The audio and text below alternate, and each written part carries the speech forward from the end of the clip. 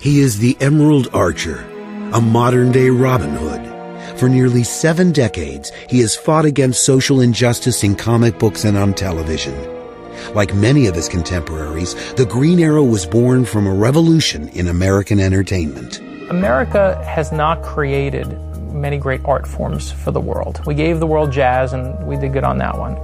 But the other thing that we gave them was the American comic book.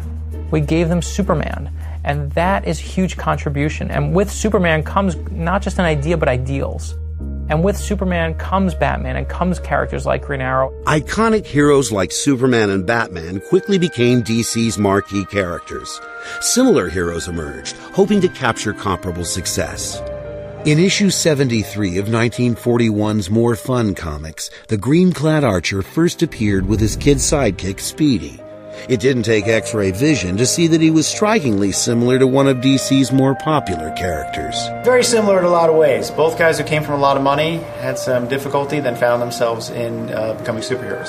He's Robin Hood, he's a bit of Batman, he's a bit of this one, he's more of an amalgam of various different archetypes. He was designed by George Papp, who was the artist, along with Mort Weisinger, the writer who created him. He looked like a frat boy portraying Robin Hood. He's a clean-cut guy with a little cap on, and he had that look forever. His gimmicks were even more limited than Batman's to arrows, but he had an arrow car and an arrow cave, and he was a millionaire, and he had a sidekick, and it was really kind of a little bit of a blatant emulation. In spite of his similarities to Batman, Green Arrow's road to heroism took a very different path. Oliver Queen was like this playboy millionaire with all this money and no social conscience whatsoever. And all he really cared about was drinking champagne out of girl slippers. And he's on a yacht one night, terrible storm, he gets knocked off. Winds up on a deserted island and has to fend for himself.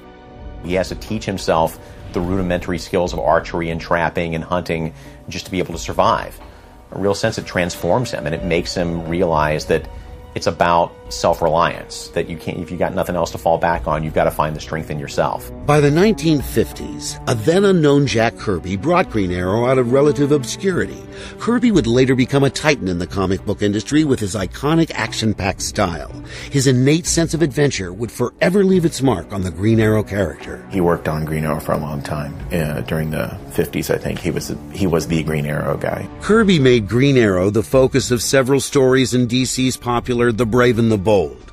But despite his memorable run with the character, Green Arrow had yet to break free from the stigma of being Batman with a bow. Green Arrow was a tabula rasa. There was nobody very much interested in him, and there was not a whole lot of continuity or backstory to be saddled with. I think part of what was hurting Green Arrow was that he was comedy relief to a large degree.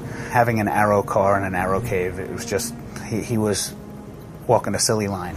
One of Green Arrow's most defining traits was his arsenal of trick arrows. It seemed that no matter what the situation, he always had the perfect arrow for the job. He had an arrow for everything. If there was a fire, he's like, I have a fire extinguisher arrow, boom. Among his eclectic quiver, there was one arrow that always packed a punch. The boxing glove arrow.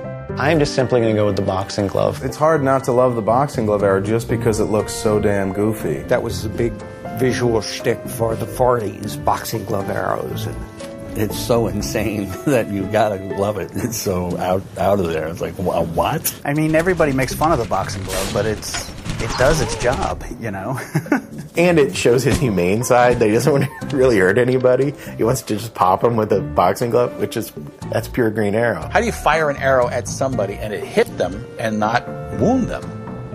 Well, you do the boxing glove arrow. It just goes like this, and they go like that. Like Batman's utility belt, whatever arrow he happened to need, he had with him. I think the best trick is they actually fit in the quiver. I think that's the real trick. How do you get those things in there? What's the boxing glove doing in there? I was thinking about developing a boxing glove arrow, and then I thought, come up with something a little fancier.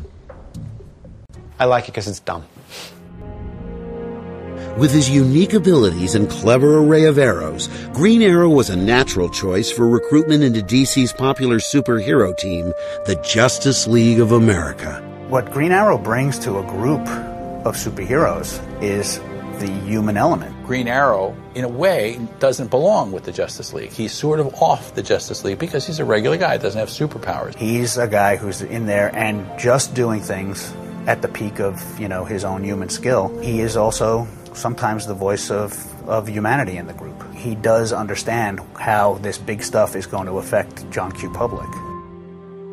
In a Justice League full of guys who are very committed to global scale problems and cosmic level threats, he's the guy who says, okay, yeah, but we got to clean up our own backyard. We've got to deal with the street level crime too. Through the 1960s, Green Arrow served as backup man in many Justice League stories, when journalist turned comic book writer Denny O'Neil revitalized the character with an edgier persona. It was in the Justice League that I first had him go broke and lose his fortune, to take him a little further away from Batman.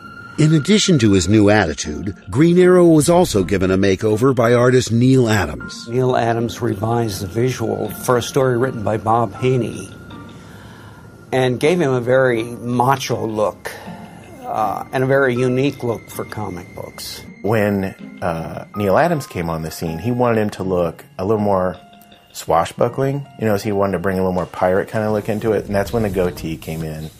And that's when the vest with the crisscross pattern came in, and the long gloves. That's Neil. That's 100% Neil. Why don't we put him in a leather jerkin, and why don't we give him a beard, and why don't we give him some character like Errol Flynn in Robin Hood? When Neil Adams redesigned his costume, he really made the visual point that he was going to be something tougher and a little more important to the world. In the early 70s, O'Neil was given the task of fixing a struggling series starring DC's other Emerald hero, the Green Lantern. The assignment was, do something with this.